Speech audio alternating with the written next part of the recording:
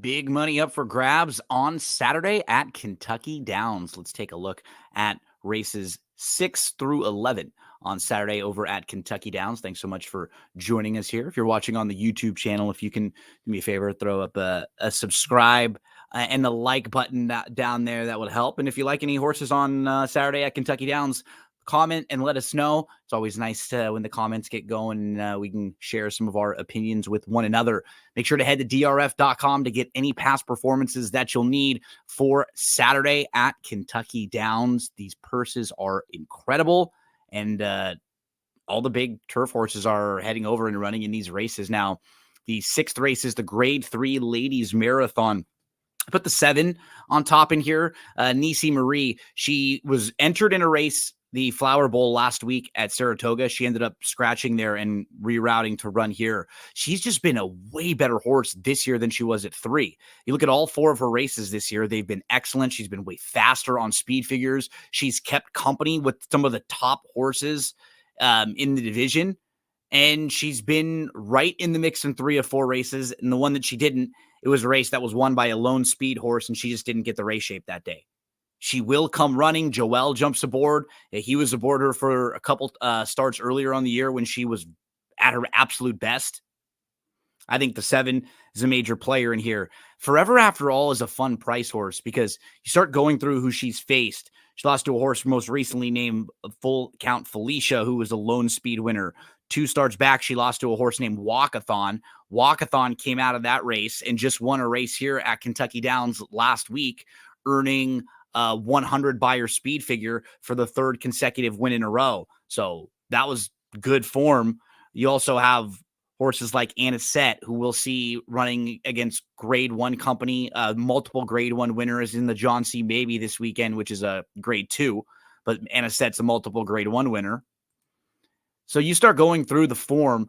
While her speed figures aren't as high as some of the others, she's just faced really good horses. And there's Anisette. And look at the race that she exits. Anisette, Nadette, Linda's Gift all come out of that one to win. She's an interesting price horse to include. Then you have the illogical runners like the 4 who should probably be forwardly placed. Greenfinch. They put her on the front end last time. She's kind of a wild card. The 2 Chop Chop, the one they'll have to hold off. I'm not as high on Vergara in this spot. She would make sense, but she's just not been quite as good a form as of late. I went 7, 8, 2, 4 in race number 6. Let's move to race number 7. This one feels like you could have 5 horses or so around 5 to 1, honestly. On top, I'm going to throw the 8. Buttercream Babe. She faced the boys last time out. She was down on the inside. She was traveling well. She was waiting for some room, and they had to make a decision. Irad did. And he had to go to the outside or kind of wait inside, and he moved to the outside. That may have been the difference between winning. It's kind of shifting to the outside instead of staying inside because he had to alter course and then move back in. She's another one who just has been better this year. She's been faster. She's been facing good company. That last race was really good against the boys. It makes her a top-tier contender in here. Doesn't look like there's that much speed. I think that should help a horse like the 3, Time to Dazzle, and the 4, Pipsy. You probably want to use the both of them in your multis because they should be forwardly placed in here. The 9 is the most tactical, Pounce. And Carry You is a horse who's really sharp. I think at 6.5, this layout should play pretty well for her. Others that wouldn't shock at all. The 12 to the outside. I just don't know if the race shapes up that well for her because she's going to have to come running late. But all of these horses could be in that 4 to 6 to 1 range. I think Pounce will probably get the most money. I went 8, 3, 9. That's sort of the order that I placed them. After that, the 4, Pipsy's another that I would definitely include. And then you start, how many do you want to use in here? Horses like the 2 wouldn't shock, but you have to make a decision somewhere. So 8 and 3 are definitely going to be all over the place for me. And then just combos of other horses. That's one of the spread out races for me. Race number 7. Getting to the 8th race, it's the Mint Millions. thought that Emmanuel fits at the level, at least an Underhorth for me. Mountain Bear will come running, another one that I would be okay using underneath. I like the 7, though. Fantastic again. I just think he's going to get a perfect trip. He exits a really strong Shoemaker mile where you have Johannes, who's a grade 1 winner, Dujour, who's a grade 1 winner. There goes Harvard's a grade 1 winner on the dirt. Easter's a multiple graded stakes winner. Conclude's a multiple graded stakes winner. Air Force Red is a graded stakes winner. And he was in a race where Goliad ran off and Fantastic had to sit off horses and sit off Goliad a few lengths behind. He's doing that more as he's been getting older and just more mature.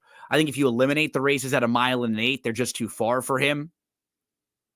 Fantastic, again, should sit a really nice trip. The number 8, Talk of the Nation, could also be sitting in that spot, maybe a few lengths behind Goliad.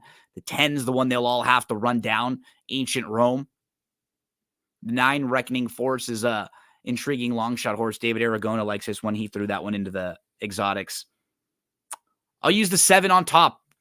Fantastic, again, in race number 8. The 9th race is the grade 1 Franklin Simpson. Couple horses that'll be in the mix for me. The number 10, Howard Wolowitz. Shout out to the Big Bang Theory. He had a legit trouble trip last time out. I think he'll be really, really tough in here. The 4, Yellow Card, it'll probably get bet down, and I didn't think had as much trouble as it might look like if you're just looking at the running lines, but I think he does fit here. The 8 was the other one. Please Advise. Another horse coming out of that race I was talking about where Buttercream Babe was 3rd and Please Advise was 4th. I went 10-8-4 in race number 9. Moving to race number 10. Integration in this one, the Turf Cup, going 1.5 miles on the turf. Integration looks like the horse to beat, no doubt about it.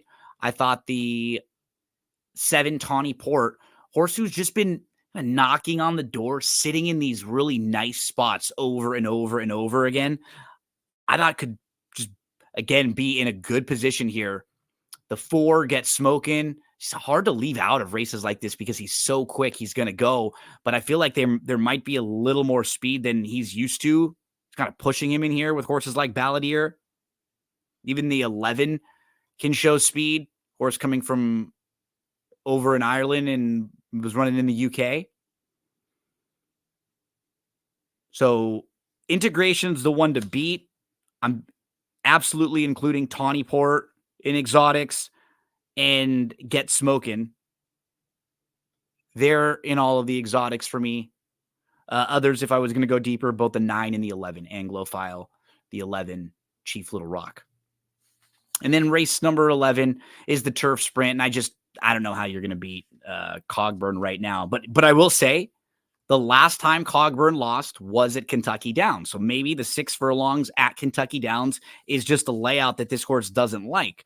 If that is the case, the obvious horse to me is Kadeem. Kadeem comes in. You can look at some of the form and just say this horse kind of looking for more of a firm or a fast turf course. And compared to some of the courses that he's been getting, that is very likely. It was hard for me to find a bunch of other horses, though. That's the problem. It's like there weren't a lot of others that I thought were, oh, that's an intriguing option. That's an intriguing option. One-timers run well at Kentucky before. But I thought it was more of a 2-horse race between the 4 and the 8, Kadeem. Best of luck on Saturday at Kentucky Downs. If you want some help playing the races from Del Mar, there's also a video. Barry Spears joined me to take a look at races 1 through 5, and then the feature from Del Mar on Saturday. Don't forget to visit the Del Mar shop, shop.drf.com. Good luck Saturday over at Kentucky, Del Mar, wherever you're playing the races. We wish you the best of luck.